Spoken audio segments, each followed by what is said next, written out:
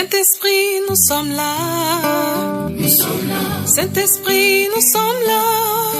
Nous sommes là. Saint-Esprit, nous sommes là. Nous sommes là. Saint-Esprit, nous sommes là.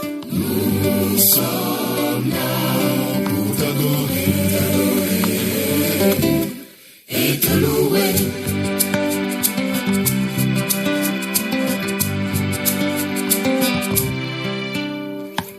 Holy Spirit, we are here. We are here. Holy Spirit, we are here. We are here. Holy Spirit, we are here. We are here. Holy Spirit, we are here. We are here to worship you and praise you. Nous vous le recommandons, frères et sœurs. Avertissez ceux qui mènent une vie déréglée.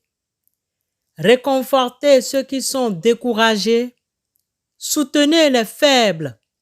Soyez patients envers tous.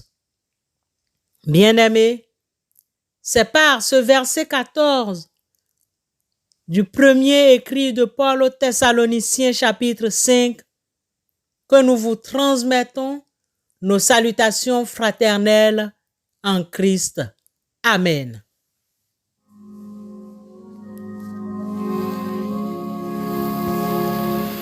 Venez au Sauveur qui vous aime, venez, il a brisé vos fers, il veut vous recevoir lui-même, ses bras vous sont ouverts. Oh, quel beau jour, Sauveur fidèle, quand nous appuyons sur ton bras, dans la demeure paternelle, nous porterons nos pas. Ce matin, le livre d'Ecclésiaste chapitre 12, verset 14, retient notre attention. Ecclésiaste 12, 14. Car Dieu amènera toute œuvre en jugement au sujet de tout ce qui est caché, soit bien, soit mal. Bien-aimés, le chemin le plus sûr que les jeunes peuvent suivre, c'est celui de se souvenir de leur Créateur, de donner leur cœur à Dieu aussitôt qu'ils sentent l'Esprit les appeler. Personne n'est trop jeune pour chercher Dieu. Crains Dieu et observe ses commandements. C'est là ce que doit faire tout homme, car Dieu amènera toute œuvre en jugement au sujet de tout ce qui est caché, soit bien, soit mal. Ecclésiaste 12, 15 et 16. Comme il n'y a rien sur terre qui puisse pleinement satisfaire les aspirations du cœur humain et que Dieu nous a créé, donné la vie, le mieux qu'on puisse faire est de le révérer, de lui obéir et de le servir. À partir d'ici, le prédicateur va faire une longue et admirable description de la vieillesse jusqu'à la mort. Ce passage est plutôt lugubre, mais universellement reconnu comme admirable. Il constitue un des sommets poétiques des Écritures saintes. Le prédicateur est brutal dans ses propos. Il dit que, pour beaucoup, la fin de vie est cruelle, car faite de jours mauvais, dépourvue d'agréments, remplie de privations et d'infirmités, auxquelles seule la mort met finalement un terme. Une majorité de vieux ne prend plus de plaisir à la vie et en est même dégoûté à cause de leurs souffrances tant physiques que morales. Le corps est comparé à un palais, 2 Corinthiens 5, 1, qui tombe en ruine. Les gardiens sont les bras et les mains qui servent à se défendre contre un agresseur. Mais maintenant, ils ont non seulement perdu leur vigueur, mais ils tremblent, un signe de détérioration neurologique. Les vieillards traînent plus les pieds qu'ils ne les soulèvent, et cela même lorsqu'ils s'appuient sur une canne pour marcher. Les servantes du moulin ou meunières sont les dents et elles se font rares. Les appareils dentaires aident, mais c'est loin de remplacer ce que Dieu nous a donné. Les bons steaks saignants, c'est pour les jeunes, alors qu'il faut du haché aux vieilles personnes. À la mort, l'âme retourne à Dieu. Elle continue à être, mais en dehors du corps qui, lui, dort dans la poussière jusqu'à la résurrection des justes ou des injustes, selon le cas. Vanité des vanités, dit le prédicateur, oui, tout est dérisoire. Ecclésiaste 12, 8. Cette thèse exposée au début du livre et répétée tout au long de sa démonstration est reprise ici en conclusion. La sagesse et les efforts de l'homme sont vains. Les misères que le prédicateur a déplorées tout au long de sa réflexion rendent la vie futile. Mais tout n'est pas aussi noir qu'il paraît, puisqu'il a aussi affirmé que la vie est belle et vaut la peine d'être vécue. Ecclésiaste 11, 7. Ces deux vérités parallèles nous enseignent comment bien mener l'existence que Dieu nous donne sous le soleil.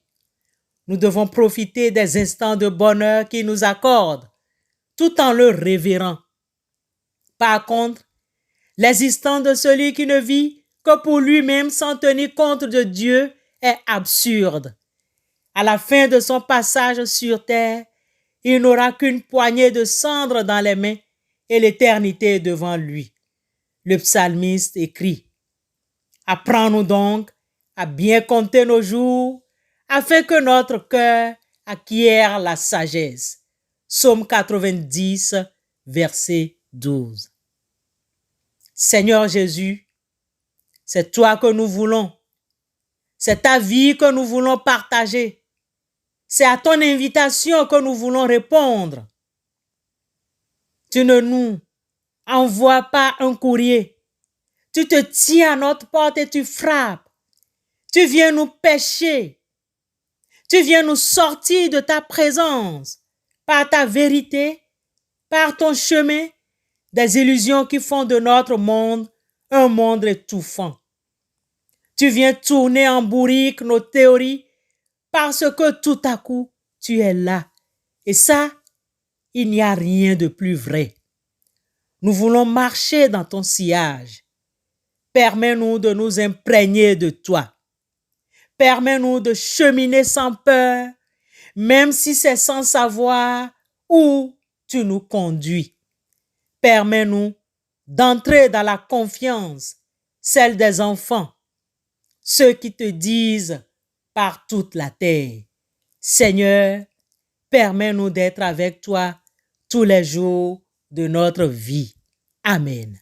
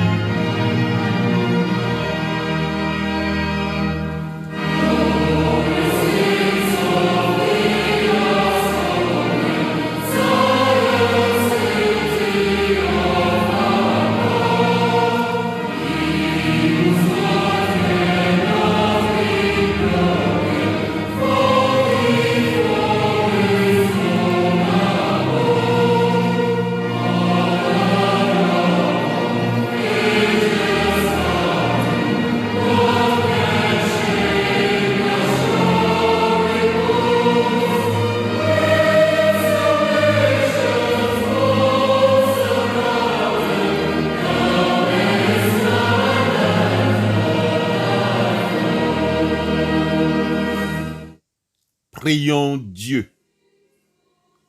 Éternel Dieu, notre Père,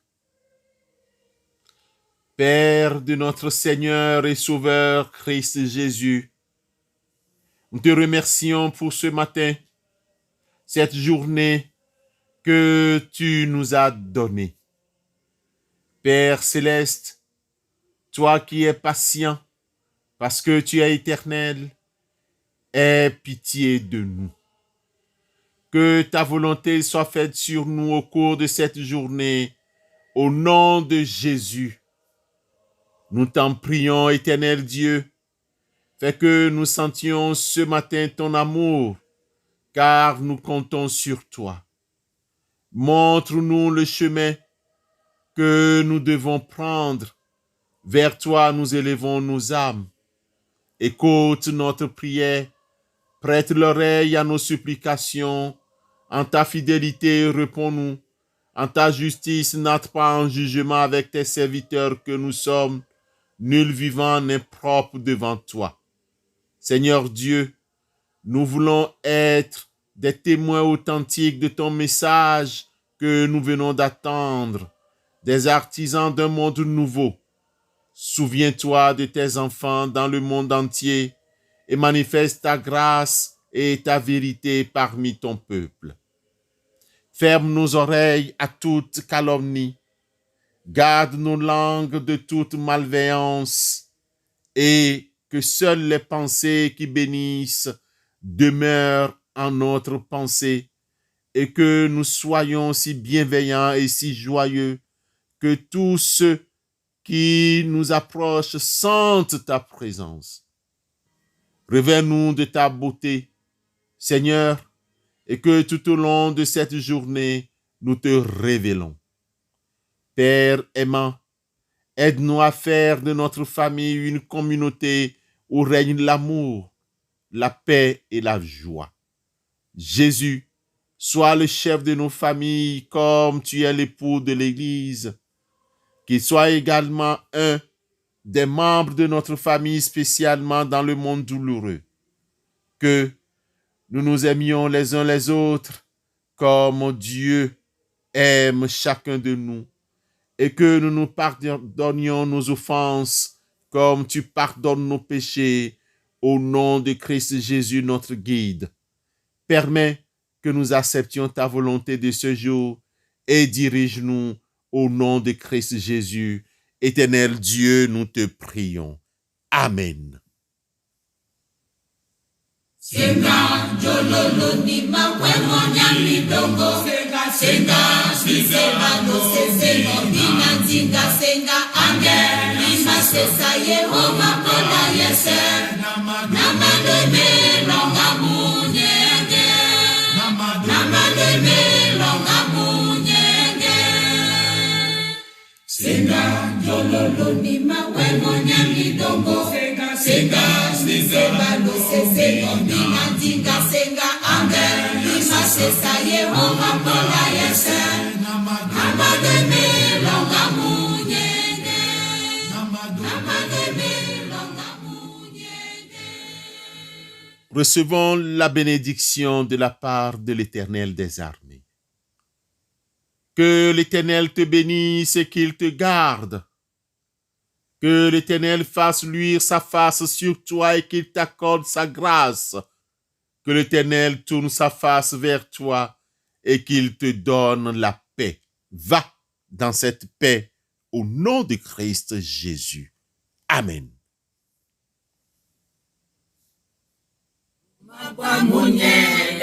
Munyenge sango abole timba madene mule mama mumabwa munyenge loba asesabe mutate di asimatia iyo mutate di asimako iyo nambale ibebe namba mitiume sesuele